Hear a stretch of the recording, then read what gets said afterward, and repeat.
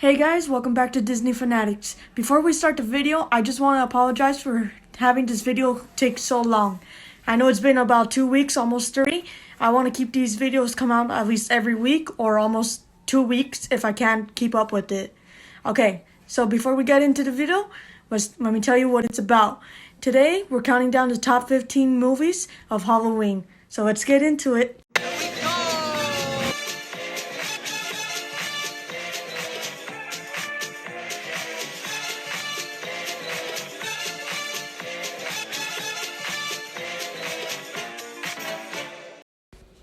Alright, kicking it off with some nostalgia, for the number 15 on this list is the House of Mouse villains. The villains from the popular animated Disney films are gathered at the House of Mouse with plans to take over. Soon, the villains take over the house and kick out Mickey, Donald, and Goofy. It's all up to Mickey and his friends to overthrow evil and return the House of Mouse to normal, or as close to normal as it gets. In this movie, Mickey goes through like home movies that support Halloween, and like I said before, the villains are looking to take over once the clock strikes midnight.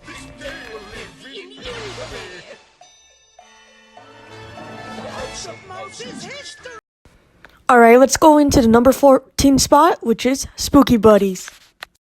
In a race against a no-good hound, the buddies and their new friends, Pip, Zelda, Rodney, and Skip, must stop Warwick the Warlock. Anyway, the story starts off on Halloween in 1937, where the townspeople storm to the mansion where Warwick the Warlock has gathered the ingredients to summon the Halloween Hound. Then you fast forward 74 years in the future, where the buddies are on a field trip to Warlock's mansion.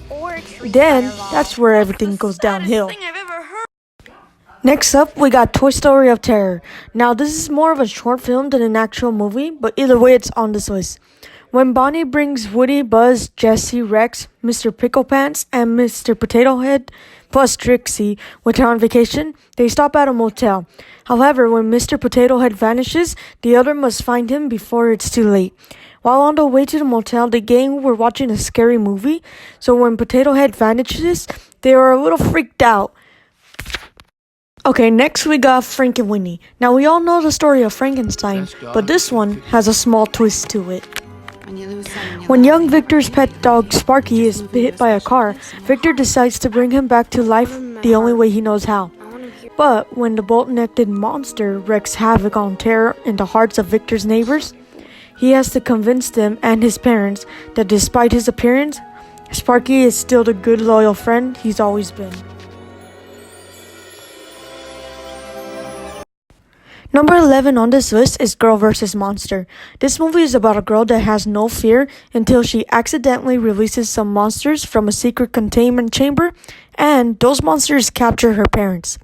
She finds out that her parents are monster hunters, so her and her techno friends must recapture monsters and also save her mom and dad from these monsters who are out for revenge. Coming in at our number 10 spot is Mostly Ghostly. Aspiring magician Max Doyle discovers two long-lost ghosts, Nikki and Tara, haunting the basement of his family's home and agrees to help them find eternal rest. In exchange, Max's newfound friends set out to help him win the heart of Tracy, the most popular girl at school. But when their magical antics make them targets for an evil spirit, they must stop him. Number 9 is Haunted Mansion. Realtor workaholic Jim Evers and his wife, a business partner, Sarah, gets a call late one night from a mansion owner, Edward Gracie, who is looking to sell his property. Smelling the biggest deal of their career, Jim and Sarah and their 2 children pay a visit to the mansion. As they stay longer into the mansion, they soon realize that it is haunted by certain ghosts.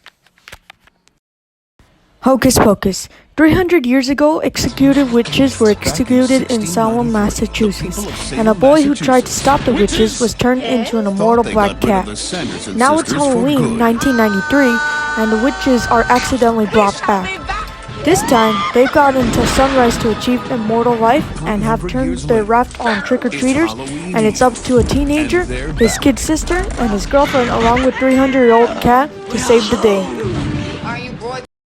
Number 7 is Halloween Town 2. The Cornwell clan lives in the real world except for their grandmother, who lives in Halloween Town, a place where monsters go to escape reality. But now that the son of Cornwell's old enemy, Caliburn, has a plan to use the grandmother's book to turn Halloween Town into a Grey Dairy version of the world. While transforming the denizens of the real world into monsters, only Marmee, a fledgling witch, can thwart the evil schemes. Number 6. Return to Halloween Town. Marnie is offered a scholarship to study at Witch University. Her mother wants her to go to college in the mortal world.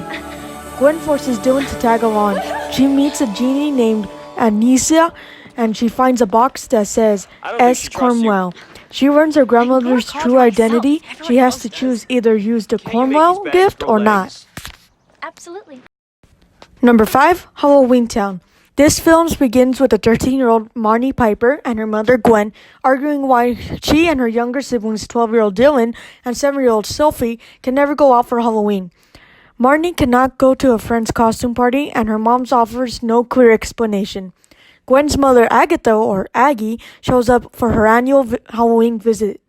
The children are happier to see Aggie than Gwen is, and Aggie openly encourages the children to get more involved in Halloween. Aggie and Gwen are secretly witches. The kids have to learn how to deal with this secret. Number 4. Halloween Town High. Marnie Piper prepares to begin a new school year in her new home. She asks the Halloween Town Witches Council to work toward openness between Halloween Town and the mortal world. She proposes to bring a group of Halloween Town students to her own high school in the mortal world. Let's go. That's where the trouble really begins. Grandma's on the witch's glass. Number 2. Twitches. In a magic realm called Coventry, the twin sisters Artemis and Apollo are saved by their protectors Elena and Karsh from the darkness and brought to another dimension. They are adopted by different families, but in their 21st birthday, their protectors forced them to meet each other. Alex Fielding lost her mother 3 months ago and is alone seeking a job, while Cameron Barnes lives with her beloved wealthy parents. Once together, they find they have magic powers and they should return to Coventry to save their biological mother and their kingdom from darkness. Number 1. Twitches 2. After using their powers to battle the forces of darkness, the sisters settle down to lead a normal life. However, they discover that their biological father may not be dead, but residing in New York causes of confusion for the pair. Okay guys, thanks for watching. Don't forget to subscribe and hit that like button. Now, if you have any ideas for videos for me to do, just let me know down in the comments.